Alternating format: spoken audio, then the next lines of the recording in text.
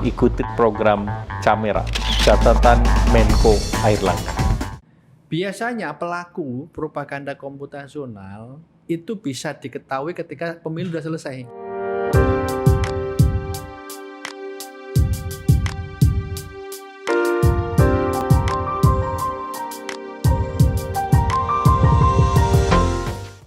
Ya, tadi Mas Agus menyinggung soal agen propaganda internasional. Kalau mereka ini kan nggak punya beban, Betul. nggak punya ikatan apapun juga bagi negara yang bersangkutan. Dan mereka Cuma satu tujuan mereka, bagaimana memenangkan kandidat Betul. yang mereka dukung gitu.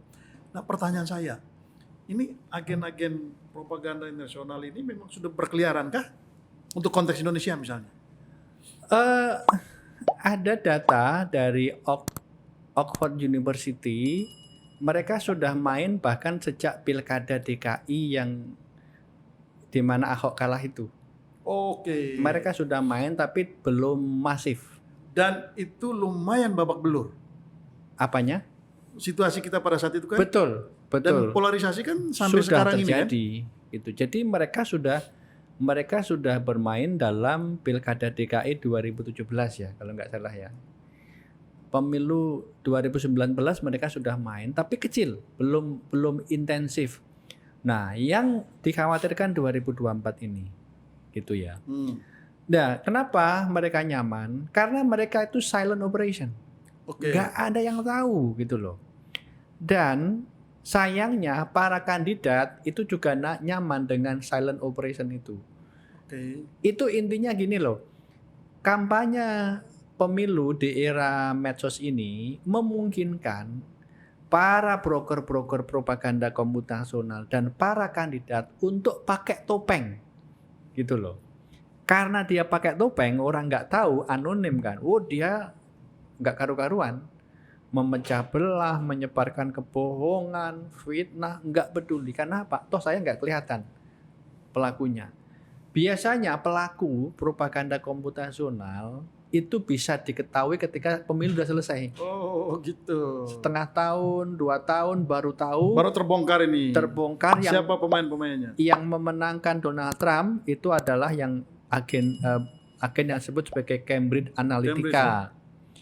Dan yang kedua, agen-agen Rusia.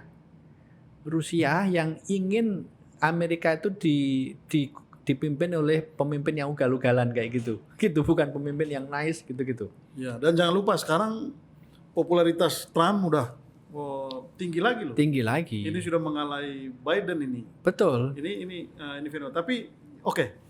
Nah, untuk pemilu 2024 yang sisi positif dari perkembangan di era digital bagi demokrasi kita apa, yang negatifnya apa? Ya, yang positif adalah bahwa masyarakat Indonesia sekarang sudah mulai melek, sudah mulai literate gitu ya, bahwa mereka tidak perlu mudah terpancing kalau ada konten-konten yang provokatif di handphone mereka, di WhatsApp mereka dan lain. Literasinya sudah mulai jalan, sudah gitu? cukup jalan. Yakin? Cukup jalan karena banyak sekali kan teman-teman yang menjalankan itu. Tetapi harus diintensifkan dalam setahun ini, dalam 2 tahun ini. Kampanye cegah tangkal propaganda komputasional itu dilakukan masif. Gitu.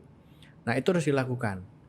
Nah, negatifnya adalah saya cukup yakin siapapun kandidatnya, baik kandidat legislatif maupun eksekutif, kalau ditawari paket kampanye propaganda komputasional yang memang sangat menjanjikan, itu akan ngambil itu. Akan ngambil itu. Kalau legislatif mungkin inilah ya, mungkin jarang ya. Tapi partainya untuk eksekutif saya kira untuk apalagi calon presiden, saya kira akan mudah tergoda untuk menggunakan itu. Dan apa mungkin ada calon misalnya yang tidak menggunakan itu? Mustahil kan di era seperti ini tidak menggunakan agen seperti itu. Ya sebenarnya begini loh, agen itu ada 2 sebenarnya. Ada agen-agen yang menggunakan media sosial untuk melakukan kampanye marketing digital yang standar. Artinya apa? tidak menggunakan instrumen-instrumen propaganda komputasional itu. Oke. Jadi misalnya saya tahu betul partai PSI itu melakukan itu pada tahun 2019 dan yang mereka lakukan itu cukup clear ya, karena tidak menggunakan kebohongan, tidak menggunakan kebencian macam-macam. Tetapi biasanya pada saat-saat yang ini ya, saat yang krusial, mereka tergoda. Waduh, ini kalau kita nice baik-baik gini kayaknya tetap aja elektabilitasnya nggak naik-naik gitu. Nah, mereka terpancing menggunakan teknik-teknik. Pokoknya propaganda nasional itu nggak peduli kontennya itu baik atau buruk, yang penting bisa menaikkan elektabilitas. Dan menggunakan data-data data-data user behavior data itu untuk kampanye itu. Kampanye yang menyasar individu-individu. Kenapa bisa menyasar? Karena agen-agen itu tahu nomor handphone kita, alamat email kita, user ID kita tahu, dan itu digunakan. Gitu. Nah, itu sebenarnya sangat riskan, dan misalnya Oxford University, propaganda komputasional project Oxford University itu mengingatkan Indonesia cukup rawan tahun 2024. Gitu. Oh gitu ya, ini mereka sudah meramalkan. Sudah meramalkan. Pemilu kita ini sangat riskan di 2024. Karena kandidatnya itu lumayan 50-50 gitu loh. Oh gitu. Tidak ada incumbent gitu kan.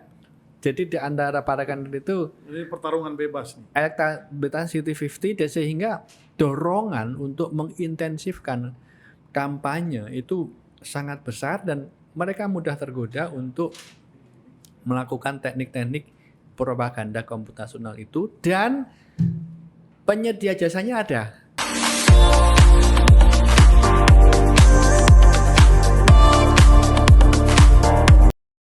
Jangan menggunakan teknik-teknik propaganda komputasional yang memecah belah. Betul. Itu bisa dimasukkan dalam fakta integritas. Saya kira Gitu. itu penting sekali ya. Ikuti program Camera, catatan Menko Airlangga.